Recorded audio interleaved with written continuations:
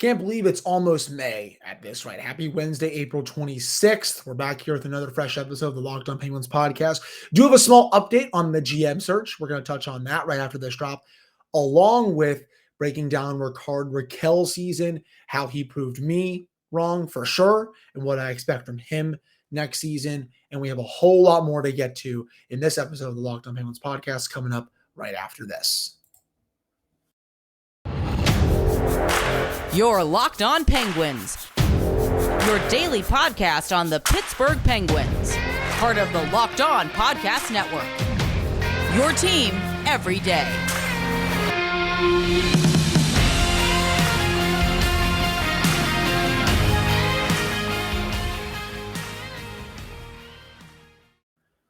Hello and welcome back to another episode of the Locked On Penguins podcast. I am your host, Hunter Hodes. Remember to follow me on Twitter at Hunter Hodes. Follow the show's Twitter at LHD Penguins. And of course, thank you all so much for making this your first listen of the day. We're free and available on all platforms.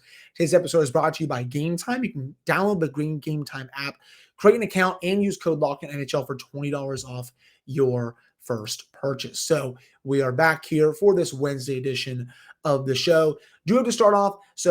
32 Thoughts, Elliotte Friedman and Jeff Merrick's podcast. It did drop this morning. As always, they recap every series, right? And that's just how they do it. And I like to see towards the end, they have some newsy items. And sure enough, there was an update on the Penguins GM search. And when I looked at it, it said Marc Bergevin to Pittsburgh ? I'm like, oh boy, here we go. It's going to be some rumor. It's going to annoy me. No, I listened to it. And basically what Elliotte is saying, he's not reporting, he's just saying / guessing. He thinks that there's a chance that the Penguins could potentially interview Marc Bergevin. He didn't say they will or said that he had heard it. He just said he wonders if they would. Basically, Jens, what that is an agent. Okay, I was about to screw this up. That is an agent giving something to a reporter, and then they are talking about it. That is all it is. Elliotte is helping out a friend in Marc Bergevin. He's guessing. That's all this is. It's been crickets for the last 12 days at this point. Basically, it's been almost 2 full weeks since the Penguins fired Ron Hextall, Chris Bryan, Brian Burke. We have really not heard that they've interviewed anyone. I personally do not see them going after Marc Bergevin for an interview or especially hiring him. I don't think that would make any sense. He's just an old head at this point. But, like I said, it's basically just an agent trying to put his client's name out there saying hey, Elliotte, Mark's kind of maybe interested in this job. Could you put his name out there and see if the Penguins could maybe, contact him stuff? That's all this is. I'm not really worried about it. None of you all should either. My thoughts on Bergevin. In Montreal, I don't really think he's that good of a general manager. I want someone fresh. He's a retread. I'm not interested in those. But wanted to start off the show talking about that dropped down 32 Thoughts and just give my overall opinion on it. Now, getting to the full segment here for Rickard Rakell's season in review. Wow, did he surprise me big time. When he first signed that extension, I was someone who was against it a little bit. You can go back and find my tweets on my Twitter. I even said, that term, it's a bit much for me. What was it 6 years? The cap hit was whatever, but 6 years for him. I don't know. I didn't know how he was going to play, especially even in that first year, but he showed right away that he was one of the team's best players this season. 28 goals, 60 points this year. This was one of his best seasons of his career. This is the second highest point total that he's had in his career. The only higher point total they had came in 2018 when he had 34 goals and 69 points. Goals wise, this is the third most amount of goals that he has scored in a season. The first time he's gotten 28 since 2017-18 when he had 34. Then the season before that, 2016-17 when he had 33. So he was very close to joining the 30 goal club. He was awesome for this team. He came over last year, played 19 games, 13 points in those games, got a little injured in the playoffs, but came back this year, has 60 points, 82 games. He was spectacular. Power play, even strength, wherever you put him, Malkin's line or Crosby's line. Honestly, even when you put him on the third line, and they tried that a lot with Mikael Granlund when he came over, Drew O'Connor, he was, just the main ingredient that let everything on that line cook. Anything he touches, it just turns to perfection. And he was dynamite this season, underlying numbers wise. If I can find them here, played all 82 games this season. So another top 6 player that played all 82 games. When he was on the ice, the Penguins had almost 54% of the shot attempts. They also had 53% of the actual goals for, 69% of the expected goals, 55% of the scoring chances, 56% of the high danger chances, and 57% of the high danger goals for. Again, it did not matter what line he was on. He was getting positive results no matter what. I still prefer him to play with Sidney Crosby and Jake Ensel. I think the three of them work great together. He does work decently with Malkin, but I think with Crosby, with how he sees the ice, how he's a great pure finisher on this team, I think he's the perfect line mate for Crosby and, of course, for Gensel as well. A couple goals that really stood out to me. That one against Minnesota where he just rocketed it past Marc-Andre Fleury was beautiful. That was when the Penguin season was really on the line after they lost to the Devils. I know they didn't make the playoffs, but that goal just fed him to the left circle. Bang! Right over the glove. Beautiful shot by Rakell. A couple other power play goals, especially against the Senators in that game in Ottawa, which was that crazy back and forth affair. He was electric from the left circle there as well. Honestly, it's the Ovechkin spot, but it was also kind of the Rakell spot in a way this year where he was scoring a bunch of goals from that area. Again, I'm not comparing him to Alex Ovechkin, don't get me wrong, but he scored his fair share amount of goals from that spot. And it was just a real pleasure to watch him really blossom into the player that he, used to be a few years ago, because he had lost that part of his game these last couple of years with the Ducks. Playing on a bad team hurts you. It looked, I think, Brian Burke talked about in an interview how he had like some sort of like condition or something like that was like really affecting him. I don't think it was like anything like really bad or anything, but it was definitely something that was affecting him. And Burke said that he was able to get past it, and he said, and since then, he was playing at an elite level. And I continue to be amazed at how Ron Hextall and Brian Burke were able to acquire him when they got almost everything else wrong. It boggles my mind. It really does. They get that trade so right. You're like, oh my God, there actually looks like they're investing in looking at numbers and, looking at, oh, this guy is a good candidate for a bounce back, or not even a bounce back really, but just, like getting his numbers back on track. Does that. You sign him. It's like, okay, maybe it was a little too much. Nope. They got that right. Even the re-signing, because, honestly, when you think about it, who cares how long Rakell is here for? He was just great this year. And as for next season, if he can do this again, that'd be awesome. I would love another 30-30 season from him. 28 goals, 32 assists. Again, 30 goals, 30 assists, 35 assists, something like that. That's, I know he's a little bit older now, but I have those expectations, especially if he's getting top line minutes with Sidney Crosby. I would also like to see the power play kind of run through him a little bit. That may sound weird of me to say. I get it. But I kind of want them to have the power play go through him like they did with Kessel. I'm not saying that like, oh, he's the next Phil Kessel on that power play. He's not.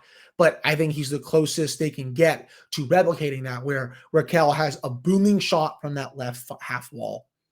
And even he's not shooting there, he still has a beautiful passing ability, back to the point, slot area, opposite side of the ring. He sees the ice so well in the offensive zone. I really do think it'll be prudent for the Penguins to have the power play go through him a la Kessel there. Because remember, when the Penguins power play was really, really good, 2016, 2017, 2018, even the year after that, it was running through Kessel because you had to account for his shot and you had to account for his passing ability. And I want to see the Penguins do that when it comes to Rakell here. But he was awesome this year. A+ season in my book. I don't know where the Penguins would be without him. He's found a home here. He signed for a long time. I expect him to play with Sidney Crosby for most of next season. And even if he's not for a few games and he goes down to Malkin's line or goes down to the third line and plays with whoever, it's still going to be fine because, again, any line he touches, it turns to gold. Because heck, I was when they dropped him to the third line, they moved Rust up and they had someone else on Malkin's side. They had Nylander, then remember, and they bumped Rakell there down to the third line. I was like, wait, that doesn't make any sense because, like, is he really going to get that much out of Granlund? Funny enough, the one goal Granlund scored, who was his right winger? Rakell. It was. He factored in on multiple goals during that game on that line with Granlund and O'Connor. Any line you can put him on, it'll work. So really thrilled with how he played. A+ grade. That wraps up this segment with my player season review. Coming up in the next segment, we're going to get into a couple more news that I would make as the Penguins mock general manager this summer. And then to end the show, I have a couple of things regarding the Stanley Cup playoffs as we keep chugging along here. But before we get into that, we do have to discuss Game Time, as I alluded to earlier on in the show. Game Time is the place for last-minute ticket deals. Forget planning months in advance. Game Time has deals on tickets right up to the day of the event. You can get exclusive flash deals on tickets for football, basketball, baseball, concerts, comedy, theater, and more. The Game Time guarantee means you'll always get the best price if you find tickets in the same section and row for less. Game Time will credit you 110% of the difference. You can get images of your seat also right before you buy, so you know exactly what to expect when you arrive. Buy tickets in a matter of seconds, 2 taps, and boom, you're set. They're also sent directly to your phone, so you never have to dig through your email. Right now, download the Game Time app, create an account, and use code LOCKEDONNHL for $20 off your first purchase. Terms apply. Again, you can create an account and redeem code LOCKEDONNHL for $20 off. Download Game Time today. Last minute tickets, lowest price guaranteed. All right, I'm back here on this episode of the Locked On Penguins podcast. I am your host, Hunter Hodes. Remember to follow me on Twitter, Hunter Hodes, follow the show's Twitter, LHD Penguins. And of course, thank you all so much for making this your first listen of the day. We're free and available on all platforms. Just checking to make sure I'm recording this about 9:30, 10 o'clock. This Bruins game is about going to overtime. And wow, Brad Marchand almost, he almost won that at the end. We almost had a buzzer beater to end that series against the Panthers. If I were a Panthers fan, I would have almost crap my pants. I would have been scared out of my mind. But getting back into my mock GM, if I were the Penguins GM, what I would do.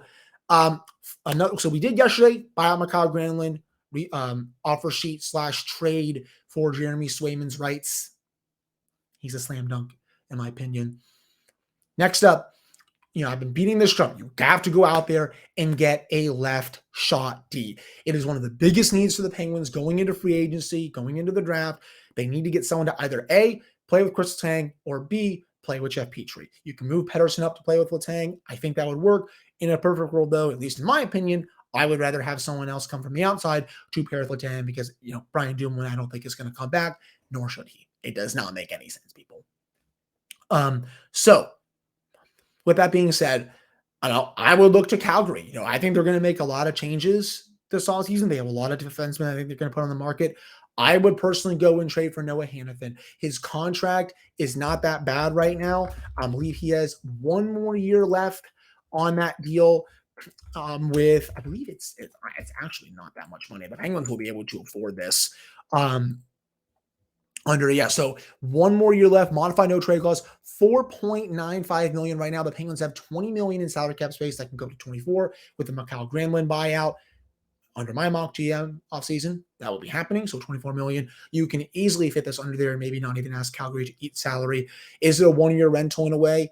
Yes. There's also potential that he could re-sign after the season. Another good part is you're not getting him for just 20 or 25 games. You're getting him for a full 82-game season, hopefully a big, long run in the Stanley Cup playoffs. And he can be that long-term answer if you want to re-sign him next to Chris Letang. He has more offensive capabilities than Dumoulin does. He's good defensively. He is the full package as a left shot D. I would be all over trading for that. I would give up, I would even give up a first-round pick. Top prospect, roster player, I would give up quite a bit to go get him. Because again, I do think the Flames are going to make changes. He will be one of my first calls. If you can't go out and get Hanifin and you want to look to, the free agent market, it's not the best. I will say that, not the best, as Louis Domingue once said. There is one option though. I will say, if they do want, if I were to go the free agent route as the GM, I would very much look to sign Dmitry Orlov. Is he 31 years old? Yes. That is a little concerning. I get it. He's making $5.1 million on this contract. He's probably going to want a raise. He's probably going to want a long-term deal. I honestly, just after I kind of look like a fool with the Rickard Rakell deal. I probably wouldn't care if they gave Orlov a 4 to 5 year term. And wow, Matthew Tkachuk he just won the game for Florida in overtime. And this will be going back to Sunrise for the 6th game. So that's interesting. So Matthew Tkachuk, he is still doing his thing. I don't know what Linus Ullmark was doing there. But anyways, getting back to what I was saying, Orlov, another very good left shot D, booming shot from the point.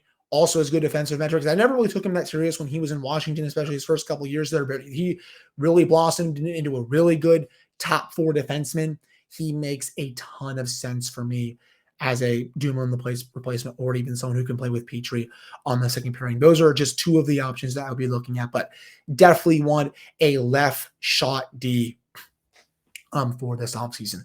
My second order of business, you have to go out and get a third line center, whether that's someone like Ryan O'Reilly, that's maybe a bit older. I would still lean on the younger side. You have to go get a third line center. Jeff Carter cannot play that position anymore. You have to shift him down to the 4th line. I would be exploring all options when it comes to acquiring a third line center this offseason, whether it's via trade or free agency. So those are just 2 of like my mock, 2 more of my mock off-season moves I'll be looking for to improve the Penguins heading into next season. Honestly, one that jumps out right in my eyes. I may get some heat for saying this. I may not. Would anyone want Evan Rodriguez back as a third line center? Just saying. Just putting that out there. Remember, had 20 goals with the Penguins. Slipped a little bit down the stretch, but had a really good playoffs. He's been playing really well for Colorado this year. He's not making too much money. He's really not. I just wanted to make sure that I had to make sure it was not a 2-year deal. I had it written down. I always had to double check. He was only making $2 million this year. I would seriously, if you want to go the free agent route, if I were GM, I would seriously consider bringing back Rodriguez because he was a sound fit for Mike Sullivan's system. I think he would be really good back here. Though there are better options, I'll say that. But I'm just saying, it's one to put in the back burner. And either way, though, they need a new third line center next year, one who can drive offense and one who can defend as well.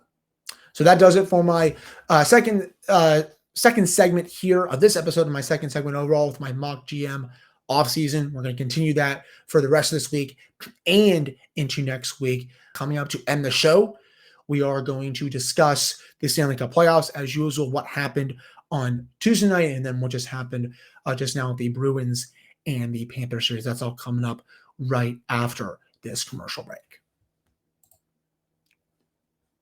All right, I'm back here on this episode of the Locked On Penguins podcast. I am your host, Hunter Hodes. Remember to follow me on Twitter at Hunter Hodes. Follow the show's Twitter at @LO_Penguins. And wow, I am watching what Linus Ullmark just did here. Wow, yeah, he just totally apologize if you hear the audio a little bit for you listening, but Linus Ullmark gave the puck away to Verhaeghe, gives it to Tkachuk, who just dekes around Ullmark, puts it into a wide open net. No clue what he was doing there. So that kicks off this final segment of the Stanley Cup playoffs. Game 6, Friday night in Sunrise. So the Panthers putting up a fight here. And they were brutally outplayed, much like the Islanders. Both teams did not play well in their game 5s, and yet they still come out with results. That's hockey, baby. I mean, what do you expect at this point? We'll have to see if those series go to game 7s, but, some real strong fights there from the Islanders and the Panthers, especially after I kind of, crapped on them a little bit just a couple of days ago when I said they were just a bunch of average teams. And, they still kind of are, but, I also think, they got the result when both teams got the results when they probably didn't deserve them. Sorokin, he stood on his head on Tuesday night, and then tonight, Bobrovsky played really, really well. He was great for the Panthers. We also saw Dallas, Minnesota. Dallas blows out the Wild in game 5. They're up 3-2, going back to St. Paul. That's been a hell of a series. If Jake Ottinger can have another strong performance, I don't see how Minnesota can win that series. We also have the Avalanche Kraken series. That game 5 just started now. No Cale Makar tonight, a 1-game suspension. I personally don't know how Makar only got 1 game, you give 3 games to Michael Bunting, and that was obviously a very warranted suspension, but you don't give the same to Cale Makar, where it was almost the same kind of hit. I don't know what we're doing here. But they're Upper Creek trying to win this game. No Makar, no Landeskog. We'll have to see how that goes. Islanders obviously again won on Tuesday night. That was a really more fun than some of the other games in the series. Sorokin just stood on his head. Series will go back to Long Island later this week. Rangers Devils, that'll take place on Thursday. Maple Leafs Lightning. The Leafs will have the chance to fully break the curse for the first time in basically 20 years on Thursday. And Edmonton really blew out LA on Tuesday night. They're up 3-2 now. It looks like the Oilers have finally solved the Kings in this series. It looked like they were going to go down 3-1 until Evander Kane saved their season in Game 4. 3 minutes left. He scores the goal. And then in overtime, the Oilers win it thanks to Zach Hyman. And then they blow out the Oilers Tuesday night by a final score. Was it 6-3? That's been a really fun series to watch. And I think Game 6 back in LA is going to be a lot of fun as well. Not a lot of short series so far, Jens. No. A lot of these series going 6-7 games.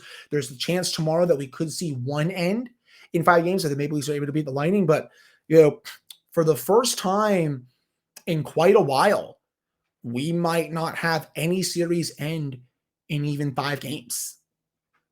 If my memory is serving me right here in Minnesota, Dallas. Well, the Vegas series might. Game 5 is back in Vegas. Vegas is up 3-1. They beat Winnipeg in Game 4. We'll have to see if the Knights are able to win that series. But it looks like right now that and the Maple Leaf series, those are the only 2 that could end in 5. If not, though, every series is going to go 6 to 7 games, which is good. I don't think it's fun usually. When you see a lot of blowouts in playoff series, it's good when these get extended. Bad for the team trying to win it because, I die on the hill that you need a short series if you want to win a Stanley Cup. You have to have, remember the Penguins, all 3 of their Stanley Cup runs in this era, 2009, semi-short, not even a short series against Flyers. They won in 6, Capitals 7. They sweep away the Hurricanes. That's the big one there. Needed a break. 2016, they take the Rangers out in 5 games. 2017, Blue Jackets out in 5 games. You need those short kind of series if you are to go on a run. And maybe it doesn't happen in the first round for one of these teams. Probably happens in the second or maybe the conference finals. But if you want to win a Stanley Cup in this league, you need to have a short series. And it looks like right now, unless the Leafs or the Knights are able to pull it off, we may not have any short series in the first round. But yeah, I have no idea what Linus Ullmark was doing there. That was just ridiculous. The Bruins were in a prime position to win that game. They outshot the Panthers 47-25. That's hockey, baby. That is hockey. But that will do it for this episode, though, of the Locked On Penguins podcast with another little playoff update for you all. It's been so much fun watching these series. I'm having a blast. I like talking about them on my show. I'm not going to be doing like this sort of format for every episode, throughout the next couple months. Trust me, I know it'll probably get boring for a lot of you. I will be changing it up, but right now I like how it's going. If you personally want me to touch on other aspects relating to the team, let me know as I'm doing, the mock draft series and the player season review series. I have other things up my sleeve coming up soon as well. Obviously, the GM stuff coming, but if you have a topic you would like me to discuss, leave it in the comments down below. You can also DM me on social media and all that stuff. But again, thank you all so much for listening / watching. I really appreciate it. We'll be back with another episode on Thursday.